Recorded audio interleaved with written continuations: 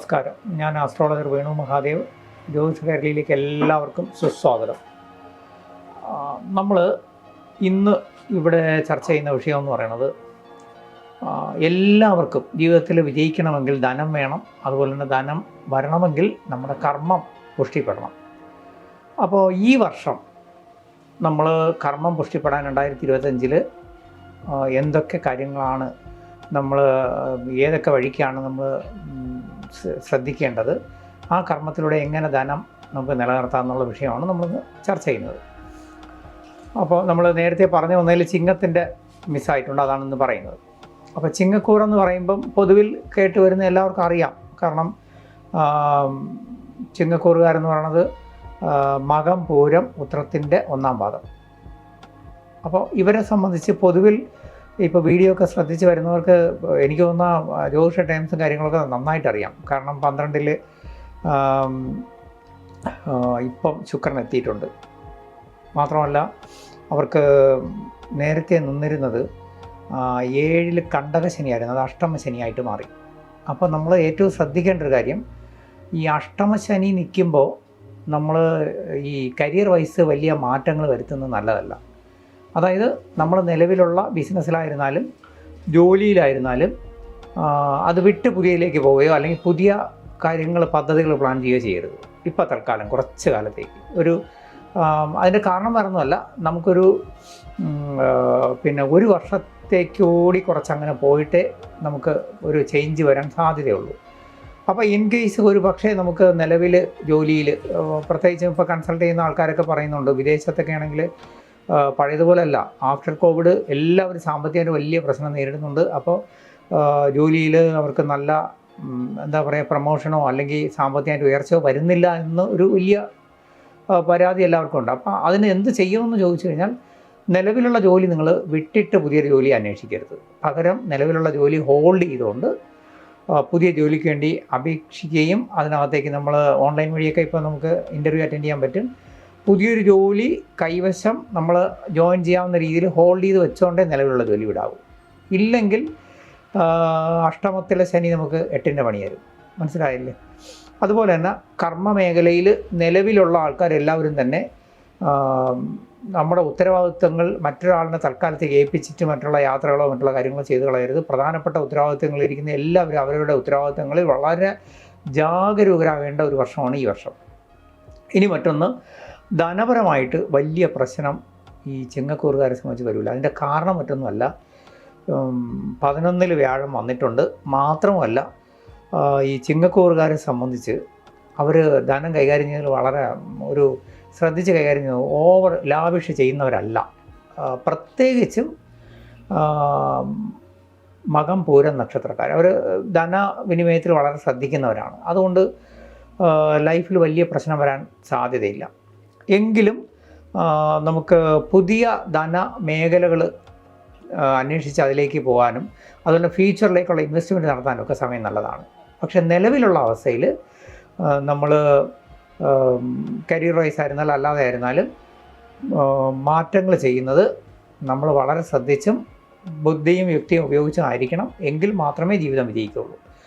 എന്തായാലും 2026 മാർച്ചൊക്കെ ആകുമ്പം ഈ 11 ലാഭസ്ഥാനത്തേക്കുന്ന വ്യാഴം 12-ലേക്ക് വരുമെന്ന് ഓർമ്മ വേണം, നഷ്ടസ്ഥാനത്തേക്ക്. അപ്പോൾ എന്ത് ചെയ്യണം? ഇപ്പോഴേ നമ്മളതിന് ശ്രദ്ധ പുലർത്തണം. ആ സമയത്ത് ധനപരമായിട്ട് പ്രശ്നം വരാതിരിക്കാൻ ഇപ്പോഴേ നമ്മൾ അതിൻ്റെ ഒരു കാൽക്കുലേഷനും യുക്തിയും ബുദ്ധിയും അപ്ലൈ ചെയ്യണം. അതായത് ഞാൻ എപ്പോഴും പറയാറുണ്ട്, ജ്യോതിഷം എന്ന് പറഞ്ഞാൽ ഒരു ഗൈഡ് ലൈൻ മാത്രമാണ്.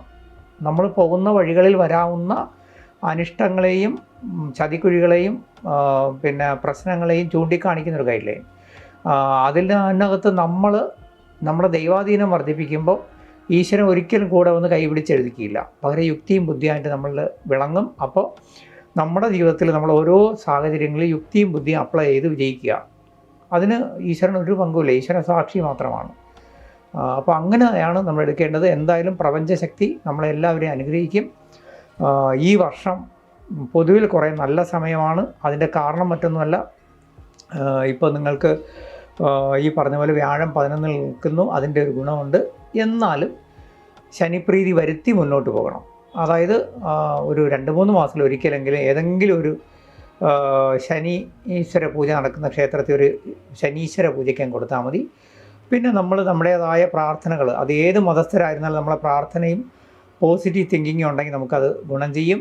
ഞാൻ എപ്പോഴും പറയാറുണ്ട്, നമ്മുടെ ഇതിനകത്ത് തന്നെ നമ്മുടെ ഡോക്ടർ ജയപ്രകാശ് സാറ്, അതുപോലെ തന്നെ ശരത് ഹരിദാസ്, ഇങ്ങനെയുള്ളവരുടെ പോസിറ്റീവ് തിങ്കിങ്ങിന് പറ്റുന്ന സ്പിരിച്വൽ വീഡിയോകൾ കാണുമ്പോൾ അതിനകത്ത് നമുക്കൊരു സെൽഫ് കൗൺസിലിങ്ങിൻ്റെ ഗുണം കിട്ടും. ലൈഫിൽ എവിടെ നിൽക്കണമില്ല എന്നുള്ളൊരു അറിവ് നമുക്കെപ്പോഴും നമ്മുടെ കോൺഷ്യസിൽ നിൽക്കും. അങ്ങനെ നമ്മൾ പ്രപഞ്ചശക്തിയെ ബഹുമാനിച്ച് വേണം മുന്നോട്ട് പോകാൻ. അപ്പോൾ തുലാക്കൂർ എന്ന് പറയുമ്പോൾ തുലാം, വൃശ്ചികം, ധനു, ഇത്രയും കൂറുകാരുടെ ആണ് ഞാൻ ഈ വീഡിയോയിൽ പറയണം. അപ്പോൾ തുലാം, വൃശ്ചികം, ധനു എന്ന് പറയുമ്പം നക്ഷത്രം പറയേണ്ട കാര്യമല്ല, സ്ഥിരമായിട്ട് കേൾക്കുന്നുണ്ട്, നിങ്ങൾക്ക് എല്ലാവർക്കും അറിയാം. എങ്കിലും ഇത് പറയുമ്പോൾ ഞാൻ ഒരൊറ്റ കാര്യമേ പറയുന്നുള്ളൂ. ജ്യോതിഷം എന്ന് പറഞ്ഞാൽ നമ്മളൊരു ഗൈഡ് ലൈനാണ്. നമ്മളൊരു യാത്ര പോകുമ്പം എവിടെയൊക്കെ പുലിയുണ്ട്, പൂച്ചയുണ്ട്, കുഴിയുണ്ട്, കുണ്ടുണ്ട്, ഇതൊക്കെയാണ് തരുന്നത്. ആ ഇൻഡിക്കേഷൻ തരുമ്പോൾ അതനുസരിച്ച് നമ്മൾ ജീവിതത്തിൽ ശ്രദ്ധ പുലർത്താനുള്ള ഗൈഡ് ലൈൻ. അല്ലാതെ ജ്യോതിഷത്തിൽ എപ്പോഴും നമ്മൾ വിശ്വാസമേ ആകാവൂ, അന്ധവിശ്വാസം പാടില്ല. ആ ഗൈഡ് ലൈൻ അനുസരിച്ച് നമ്മൾ എന്ത് ചെയ്യണം, എവിടെയൊക്കെ പ്രോബ്ലം വരാൻ സാധ്യതയുണ്ടോ അതനുസരിച്ച് നമ്മൾ നമ്മുടെ ജീവിതത്തിൽ പ്രിക്കോഷൻ എടുക്കുക. 2, നമ്മളാ മുമ്പോട്ടുള്ള യാത്രകളിൽ ദൈവാധീനം എന്ന് പറഞ്ഞു കഴിഞ്ഞാൽ പോസിറ്റീവ് എനർജി, ആ പ്രപഞ്ചശക്തിയുടെ, നമ്മളെല്ലാം ആ പ്രപഞ്ചശക്തിയുടെ കൈകളിൽ ഉള്ള പ്യുവർ സോൾസാണ്. അപ്പോൾ നമ്മുടെ ആ പ്രപഞ്ചശക്തിയുടെ അനുഗ്രഹത്തോടു കൂടി മുന്നോട്ട് പോകുമ്പം അവിടെ നമുക്ക് ദൈവാധീനം അല്ലെങ്കിൽ ഈശ്വരാധീനം എന്ന് പറയുന്നത് നമ്മുടെ ബുദ്ധിയും നമ്മുടെ പ്ലാനിങ്ങുമാണ്. ബുദ്ധിയും പ്ലാനിങ്ങുമായിട്ട് ആ പ്രപഞ്ചശക്തി ദൈവാധീനം നമ്മൾ വിളങ്ങുമ്പോഴാണ് നമ്മൾ വിജയിക്കുന്നത് ജീവിതത്തിൽ. അപ്പോൾ ഈ ബുദ്ധിയും പ്ലാനിങ് എങ്ങനെ വരും? നമ്മൾ നിലവിലുള്ള ജോലി, ഇപ്പം നിലവിലുള്ള ജോലിയിൽ പലർക്കും തോന്നും ഇപ്പോഴത്തെ ജോലി വിട്ട് പുതിയൊരു ജോലി സഫിഷ്യൻറ്റ് ഫണ്ട് വരുന്നില്ല, അല്ലെങ്കിൽ നമ്മുടെ പുതിയ ചില പദ്ധതികൾ വരുമ്പോൾ ഈ ബിസിനസ്സിൻ്റെ കൂടെ അതുകൂടെ തുടങ്ങാം, അല്ലെങ്കിൽ പുതിയ കുറച്ച് പിന്നെ പ്ലാനിങ്ങുകൾ അതിലേക്ക് കൊണ്ടുവരാം, പുതിയ പാർട്ട്നേഴ്സിനെ ആഡ് ചെയ്യാം എന്നൊക്കെ തോന്നാം. പക്ഷേ അതിൽ നമ്മൾ ശ്രദ്ധിക്കേണ്ടത് നമ്മുടെ സമയവും കൂടെ അനുകൂലമാണോ എന്ന് നോക്കണം. അവിടെ ശ്രദ്ധിക്കേണ്ട 2 കാര്യം ഞാൻ ഈ പറഞ്ഞതിൽ വൃശ്ചികക്കൂറുകാരെ സംബന്ധിച്ച് ഇപ്പം അവരുടെ ജോലി മാറ്റത്തിനായിരുന്നാലും അവരുടെ ജീവിതത്തിൽ പുതിയ ബിസിനസ് ചെയ്യാനായിരുന്നാലും പുതിയ മാറ്റങ്ങൾക്കൊക്കെ സമയം നല്ലതാണ്. അതിൻ്റെ കാരണം അവർക്ക് ഭാഗ്യസ്ഥാനത്ത് വ്യാഴമുണ്ട്, പിന്നെ ശനിദോഷം വലിയ കാര്യമായിട്ട് ബാധിക്കാത്ത സമയമാണ്. അതുപോലെ തന്നെ അവരുടെ 12-ൽ നഷ്ടസ്ഥാനത്ത് നിന്ന് കേതു മാറിയിട്ടുണ്ട്. ഇങ്ങനെ മൊത്തത്തിൽ സമയം കുറച്ച് കൊള്ളാവുന്നതുകൊണ്ട് വൃശ്ചികക്കൂർ എന്ന് പറയുമ്പം നിങ്ങൾക്കറിയാം, ചിത്തിര അവസാനത്തെ 2 പാദം, 3, 4 പാദം, ചോതി, വിശാഖത്തിൻ്റെ അവസാനത്തെ 1 പാദം ഒഴികെയുള്ള 1, 2, 3 പാദക്കാർ മാത്രം വരുന്ന തുലാക്കൂറുകാരെ സംബന്ധിച്ച് ഇപ്പോൾ നമുക്ക് ധനപരമായിട്ടും പുതിയ ബിസിനസ് മേഖലകൾക്ക് വേണ്ടിയിട്ടായിരുന്നാലും ധനം വരാനുള്ള പുതിയ മാർഗങ്ങൾക്ക് വേണ്ടിയിട്ടായിരുന്നാലും നമ്മുടെ ചില സ്വപ്ന പദ്ധതികൾ നടപ്പിലാക്കാനും ഒക്കെ സമയം നല്ലതാണ്.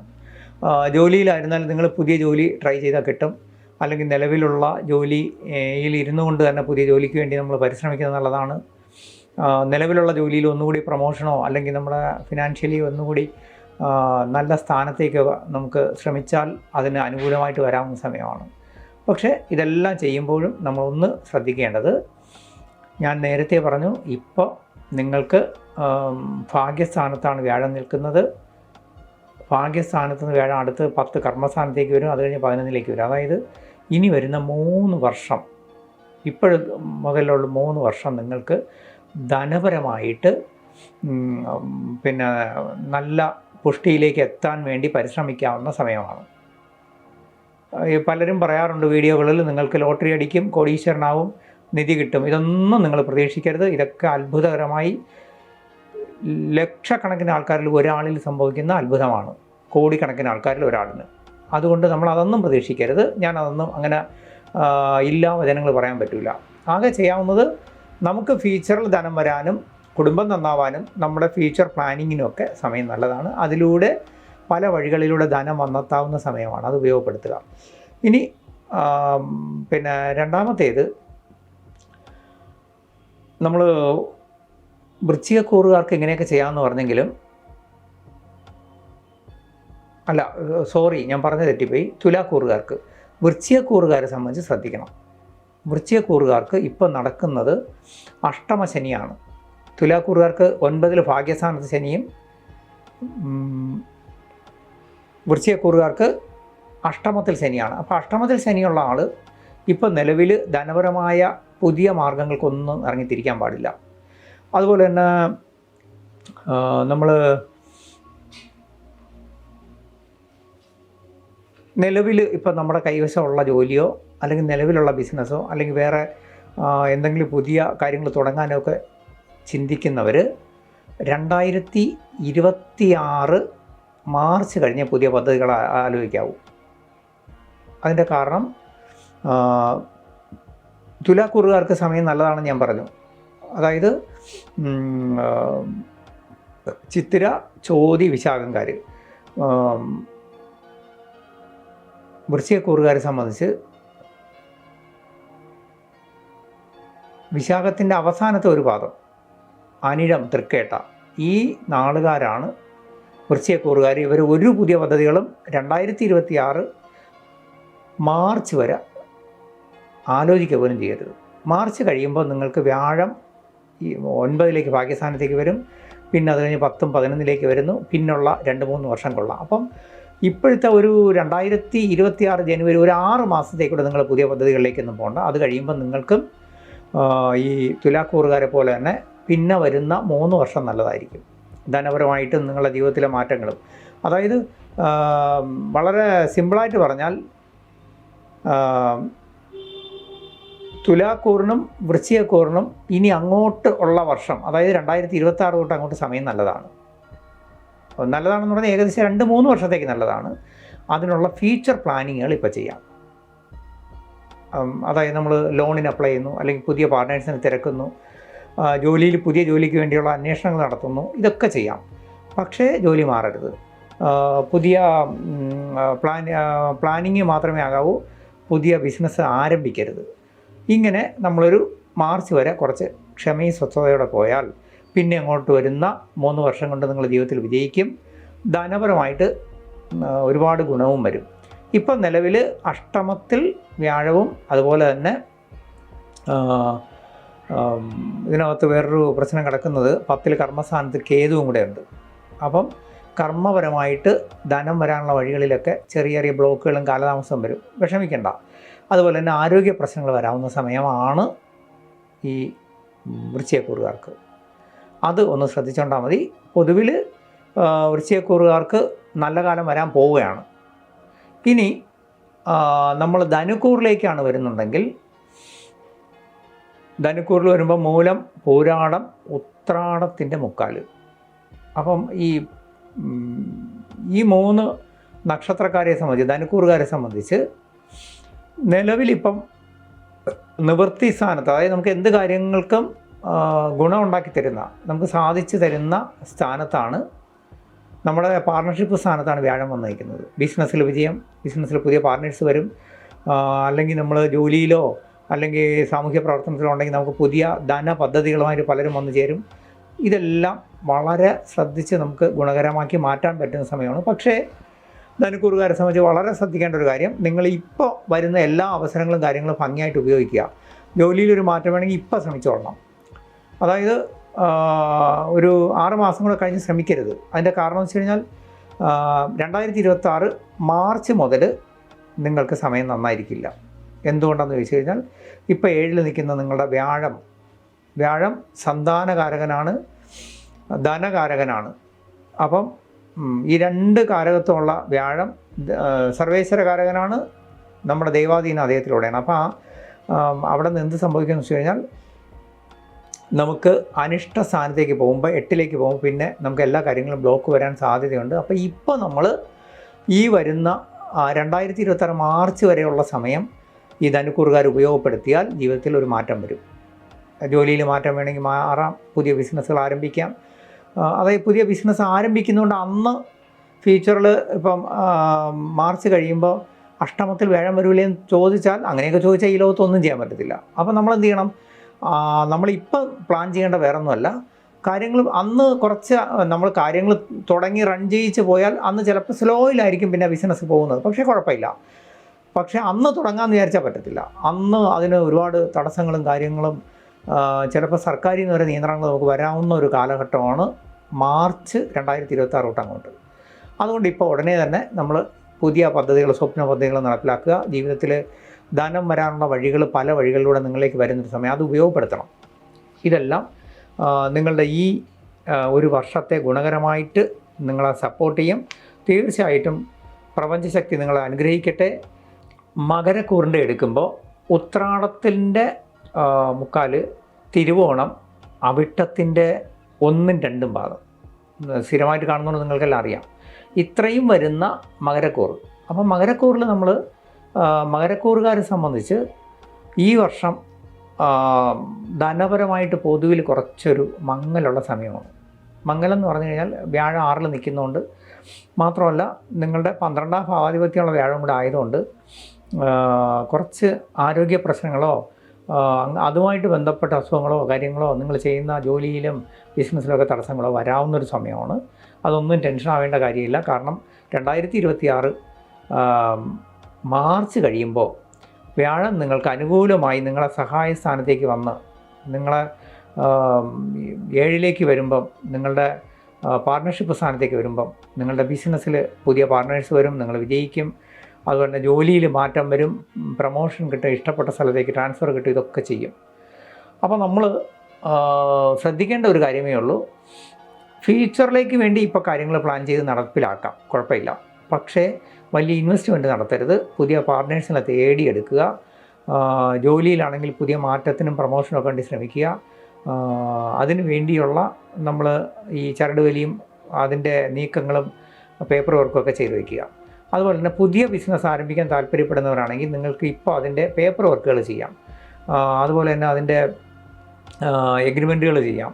അതിനുവേണ്ടി ലീഗലി വേണ്ടുന്ന സപ്പോർട്ടുകൾ തേടിയെടുക്കാം. ഇതൊക്കെയാണ് വേണ്ടത്. എന്തായാലും ഒരു വലിയ ഗുണമുള്ളത്, നിങ്ങൾക്ക് 7ര ശനി മാറിയിട്ടുണ്ട്. പിന്നെ മാത്രമല്ല, നിങ്ങളുടെ 7ൽ, അതായത് നിങ്ങളുടെ പാർട്ട്ണർഷിപ്പ് സ്ഥാനത്ത് ശുക്രൻ വന്നിട്ടുണ്ട് ഇപ്പോൾ. അപ്പോൾ അതുകൊണ്ട് അടുത്ത ഒരു 2-3 മാസം നിങ്ങൾ ഇതിനൊക്കെ പരിശ്രമിച്ചാൽ നിങ്ങൾക്ക് വളരെ ഗുണകരമായിരിക്കും. അതായത് ഡിസംബർ വരെയുള്ള പരിശ്രമം നിങ്ങളെ ഒരുപാട് പോസിറ്റീവായിട്ട് സപ്പോർട്ട് ചെയ്യും. അപ്പോൾ അതിനുള്ള പരിശ്രമങ്ങൾ ഇപ്പോഴേ നടത്തുക.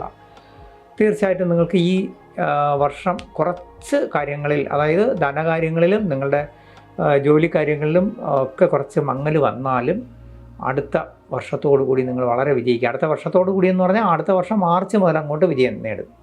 അതുവരെയും നമ്മൾ അത് മനസ്സിൽ വെച്ചിരുന്നാൽ മതി. ഞാനെപ്പോഴും എല്ലാ വീഡിയോകളിലും പറയാറുണ്ട്, ജ്യോതിഷം എന്ന് പറഞ്ഞ ഒരു ഗൈഡ് ലൈൻ മാത്രമാണ്. നമ്മൾ വിശ്വാസം വേണം, അന്ധവിശ്വാസം വേണ്ട. നമുക്ക് പോകുന്ന വഴികളിൽ ശരി തെറ്റുകൾ, പ്രശ്നങ്ങൾ വരാനുള്ള വഴികളെയും ചൂണ്ടിക്കാണിക്കുന്നൊരു ഇത് മാത്രമാണ്. ബാക്കി നമ്മുടെ യുക്തിയും ബുദ്ധിയും നമ്മുടെ പരിശ്രമമാണ് നമ്മളെ വിജയിപ്പിക്കുന്നത്. ദൈവാധീനം എന്ന് പറയുന്നത് നമ്മളെ പ്ലാനിങ്ങും നമ്മുടെ ബുദ്ധിയുമാണ്. ഇത് രണ്ടും അപ്ലൈ ചെയ്യാത്ത ഒരാൾ ജീവിതത്തിൽ വിജയിക്കത്തില്ല. അതിന് ദൈവത്തിന് ഒരു പങ്കുമില്ല. നിങ്ങൾ ലക്ഷക്കണക്കിന് രൂപ മുടക്കി പൂജയും ഹോമവും ചെയ്തിട്ടൊന്നും ഒരു കാര്യമില്ല ഇതിൽ. ഇത് ഞാൻ പറയുന്നതുകൊണ്ട് ആർക്കും ഒരു വിഷമം തോന്നണ്ട. നിങ്ങളുടെ യുക്തിയും ബുദ്ധിയും ആപ്ലിക്കേഷനാണ്, ബുദ്ധിപൂർവമായ ഇടപെടലാണ് നിങ്ങളുടെ ജീവിതം വിജയിപ്പിക്കുന്നത്. അപ്പോൾ ഇതിൽ നമുക്ക് അടുത്ത വേണ്ടതെന്ന് വെച്ച് കഴിഞ്ഞാൽ കുംഭക്കൂറുകാരുടെ ധനപരമായിട്ടും അതുപോലെ തന്നെ കർമ്മത്തിൽ എന്ത് ചെയ്യണമെന്നാണ്. കുംഭക്കൂറുകാരെ സംബന്ധിച്ച് 7ര ശനിയാണെന്ന് എല്ലാവർക്കും അറിയാം. കുംഭക്കൂർ എന്ന് പറയുമ്പോൾ തന്നെ നമ്മൾ ആരൊക്കെയാണ്? നമ്മൾ അവിട്ടത്തിൻ്റെ ബാക്കി വന്ന 3ഉം 4ഉം പാദം, ചതയം, പൂരിട്ടാതിയുടെ മുക്കാൽ.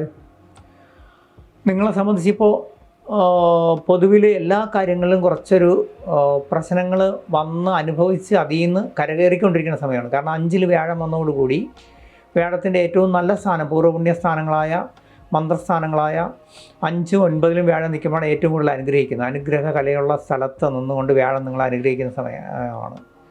അപ്പോൾ എന്തു ചെയ്യും? ആ വ്യാഴം നിങ്ങൾക്ക് വിശേഷാൽ പറയണേ 2ഉം 11 ഭാവാധിപതി കൂടിയാണ് വ്യാഴം. ആ വ്യാഴം നിങ്ങളെ വാരിക്കോരി അനുഗ്രഹിക്കുന്ന ഒരു കാലമാണ് ഇത് ഉപയോഗപ്പെടുത്തുക. അതിൻ്റെ കാരണം വേറൊന്നുമല്ല, ഈ വരുന്ന 2026 മാർച്ച് കഴിയുമ്പോൾ വ്യാഴം ഇപ്പോൾ നിൽക്കുന്ന 5ൽ നിന്ന് 6ലേക്ക് പോകും. ആറിലേക്ക് പോകുമ്പോൾ വേറെ കുഴപ്പമൊന്നുമില്ല, അന്ന് കുറേ ശ്രദ്ധകൾ പുലർത്തേണ്ടി വരും. അത് നമുക്ക് ഫ്യൂച്ചറിൽ വീഡിയോയിൽ പറയാം. ഇപ്പം നിങ്ങൾ നിലവിൽ ആറിൽ പോകുന്നവരെ നിങ്ങൾക്കുണ്ടാകാവുന്ന ധനപരമായിട്ടും ഐശ്വര്യവും ഭാഗ്യവും നിങ്ങൾ ഉപയോഗപ്പെടുത്തുക എന്നുള്ളതാണ്. അതിൽ പ്രത്യേകിച്ച് ശ്രദ്ധിക്കേണ്ട ഒരു കാര്യം, ഇപ്പോഴും പുതിയ പദ്ധതികൾ വന്നാൽ അത് ചെയ്യുക, ബിസിനസ് ചെയ്യുക. പുതിയ ബിസിനസ് പദ്ധതികൾ, വലിയ ബിസിനസ് പദ്ധതികളൊക്കെ നിങ്ങളെ തേടി വരാവുന്നൊരു സമയമാണ്. പ്രത്യേകിച്ച് ഈ കൂറുകാരെയൊക്കെ സംബന്ധിച്ച് ഈ കൂറുകാരെ സംബന്ധിച്ച് അവരെല്ലാം വലിയ ഏതെങ്കിലും ധനപരമായ കാര്യങ്ങളൊക്കെ പ്രതീക്ഷിച്ചിരുന്നിട്ടുണ്ടാകും. അതിൽ കുറച്ച് മംഗലം വന്നിട്ടുണ്ടെങ്കിൽ പുതിയ പദ്ധതികൾ നിങ്ങളെ തേടി വരുന്ന സമയമാണ്, അത് പ്രയോജനപ്പെടുത്താൻ ശ്രമിക്കണം. രണ്ടാമത്തേത്, നിങ്ങളുടെ ജോലിയിൽ അല്ലെങ്കിൽ രാഷ്ട്രീയത്തിലൊക്കെ പ്രവർത്തിക്കുന്നവരാണെങ്കിൽ ഇപ്പോൾ പുതിയ ചാൻസുകൾ വരും. അത് നയപരമായിട്ട് നമ്മൾ ഉപയോഗപ്പെടുത്തണം. നിങ്ങളുടെ വാക്കുകളിൽ വളരെ ശ്രദ്ധ പുലർത്തണം. കാരണം നിങ്ങളുടെ ഏഴരശനിയുടെ അവസാന ഘട്ടത്തിലേക്ക് ഇനിയൊരു 2 വർഷം കൂടെ ഉള്ളൂ ശനി. ഏഴരശനിയുടെ അവസാനമാണ്. പക്ഷേ അത് നമ്മുടെ വാക്ക് സ്ഥാനത്താണ് നിൽക്കുന്നത്.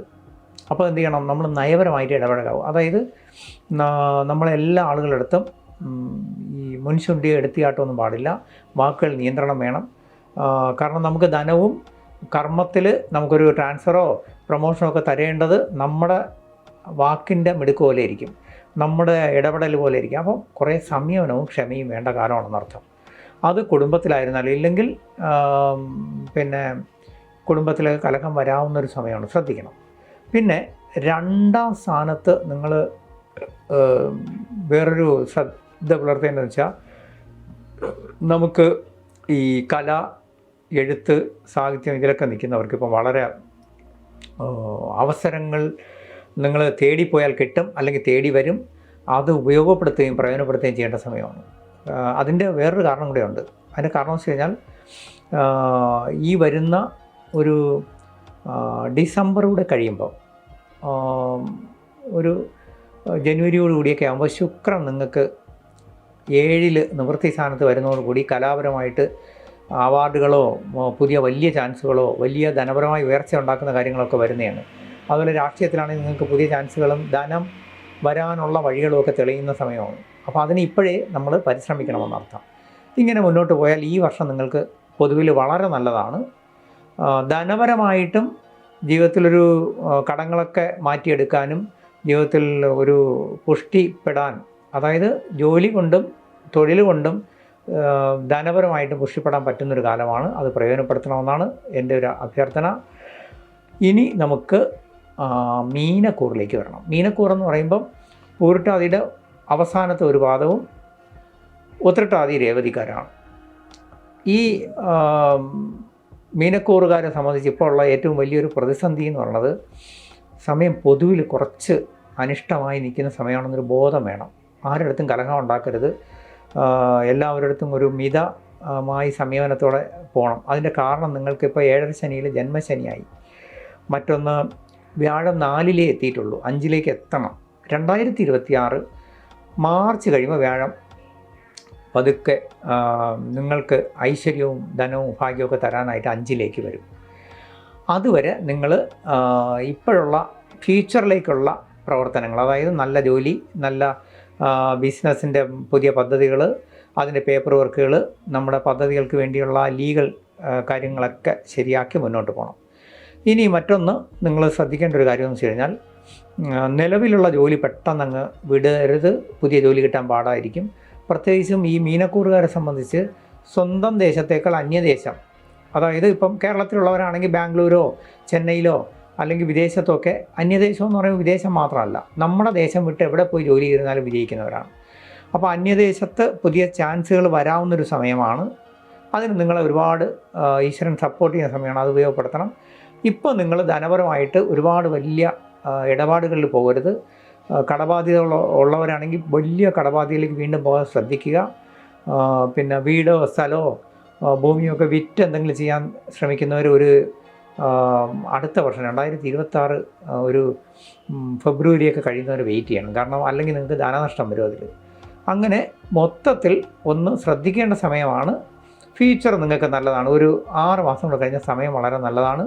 തീർച്ചയായിട്ടും സർവേശ്വരകാരകൻ നിങ്ങളെല്ലാവരെയും അനുഗ്രഹിക്കട്ടെ. എല്ലാവിധ ഭാഗ്യങ്ങളും അനുഗ്രഹങ്ങളും വരും. നമുക്ക് ഈ പ്രപഞ്ചശക്തിയോട് പ്രാർത്ഥിച്ചുകൊണ്ട്, നിങ്ങൾക്ക് എല്ലാവർക്കും നല്ലത് വരാൻ വേണ്ടി പ്രാർത്ഥിച്ചുകൊണ്ട്, നമ്മുടെ ജ്യോതിഷ കൈരളിക്ക് നിങ്ങൾ തരുന്ന സബ്സ്ക്രിപ്ഷനും ലൈക്കിന് ഒന്നുകൂടി ഞാൻ നന്ദി പറഞ്ഞുകൊണ്ട്, ഈ വീഡിയോയുടെ താഴെ എൻ്റെ വാട്സപ്പ് നമ്പറുണ്ട്. നിങ്ങൾക്ക് സംശയങ്ങൾക്കായിരുന്നാലും കൺസൾട്ടിങ്ങിനായിരുന്നാലും വാട്സപ്പിൽ മെസ്സേജ് ഇട്ടാൽ മതി. ഞാൻ ഫ്രീ ആവുന്ന മുറയ്ക്ക് തിരിച്ച് മറുപടി തന്നോളാം. നിങ്ങളെല്ലാവരെയും ഈശ്വര അനുഗ്രഹിക്കട്ടെ. ഹരേ കൃഷ്ണ. നന്നായി വരും.